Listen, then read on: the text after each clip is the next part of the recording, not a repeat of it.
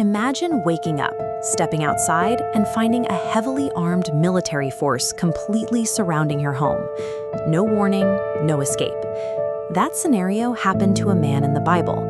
He was the servant to the prophet Elisha, and they were staying in the quiet, grassy city of Dothan, pictured here in this historical landscape.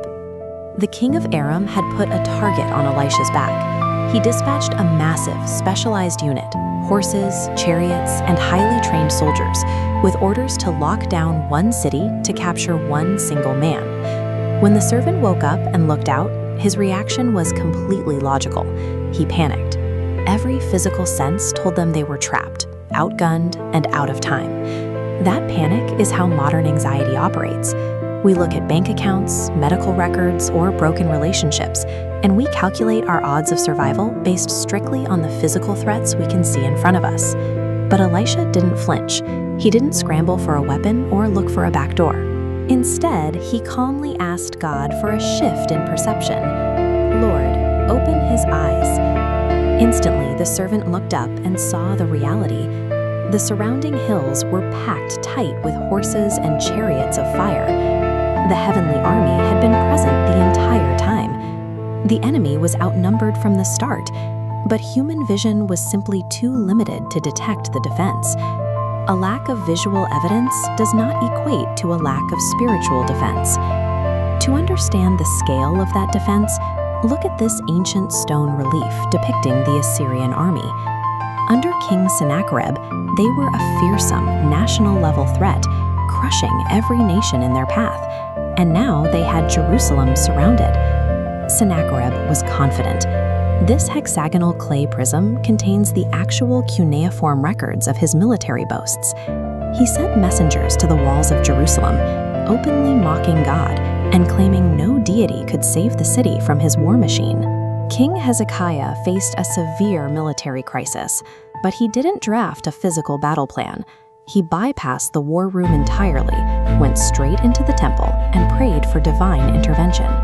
That night, a single angel entered the Assyrian camp. By morning, 185,000 soldiers were dead.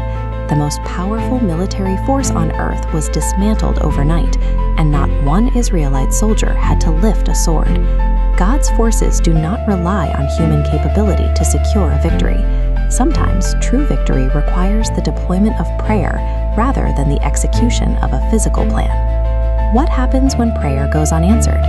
This timeline shows Daniel fasting for 21 days while the progress line stalled. But watch the timeline update.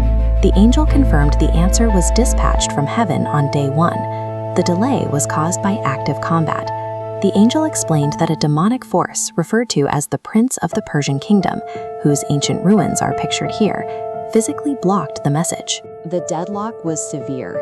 It took the Archangel Michael stepping onto the battlefield to fight through the resistance and break the blockade so the answer could get through. An unanswered prayer often indicates that an active, unseen war is currently being fought on your behalf. These ancient mechanics remain active today. The Bible describes angels as ministering spirits, and Hebrews suggests we may even encounter them disguised as strangers.